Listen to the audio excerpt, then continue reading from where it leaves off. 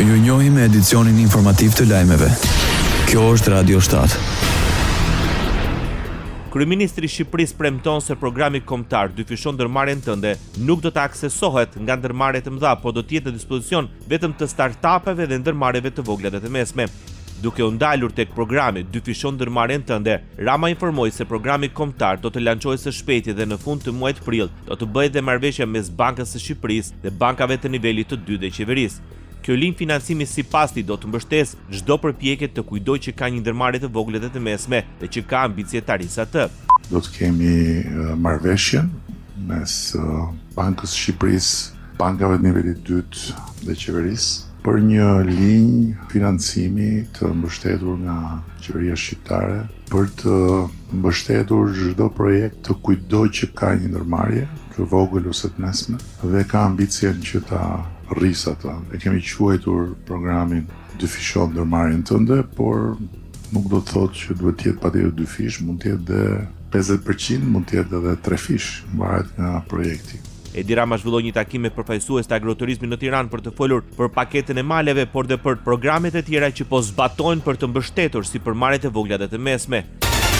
Te kalohet plani të ardhurave në tremujorin e parë 205 miliard lekë, me një rritje prej 13.3%. Tatimi mbi vlerën e shtuar ka kontributin më të madh në mbushjen e arkës së shtetit shqiptar. Shpenzimet e përgjithshme për periudhën e tremujorit të vitit 2026 arritën në rreth 156 miliard lekë, krahasuar me të njëjtën periudhë të një viti më parë. U mblodhen rreth 24 miliard lekë ose 13.3% më shumë. Të ardhurat e arkëtuara nga tatimet e doganat për muajt janar-mars 2026 janë në shumën 130.6 miliard lekë, krahasuar me janar-mars të vitit 2025 janë mbledhur rreth 5.8% më shumë.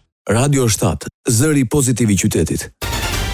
Bien çmimet e naftës në tregun aziatik. Nafta bruto Brent është 1.6% me ulët në $93.97, ndërsa West Texas Intermediate ra me 1.5% në $86.15. Investitorët presin detaje për bisedimet të mundshme e paqes SBA-Iran. Statusi një raundi të dytë të mundshëm të bisedimeve të paqes midis SBA-s dhe Iranit dhe Pakistan mbetet ende i paqartë.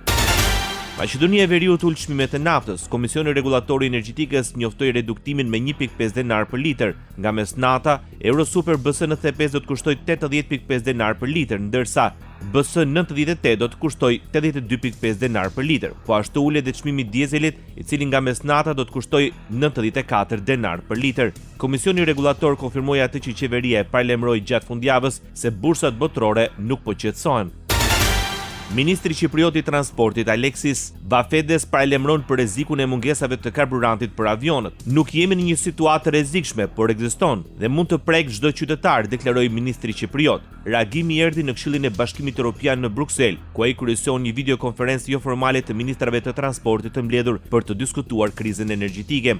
Duhet të jemi të vetëdijshëm për të përgatitur për ballimin e kësaj situate që nuk do të kalojë lehtë, shtoi ministri Shqipriot. Sipas tij, Europa mund të përballet me një problem afatshkurtër të furnizimit me karburant dhe një problem afatmesëm dhe afatgjatë të kërkesës. Sipas Komisionerit Evropian për Energji, Dan Jorgenson, Europa po kalon nga kriza e çmimeve të larta drejt një krize të mundshme furnizimi që fillimisht mund të ndihet te karburanti ajror.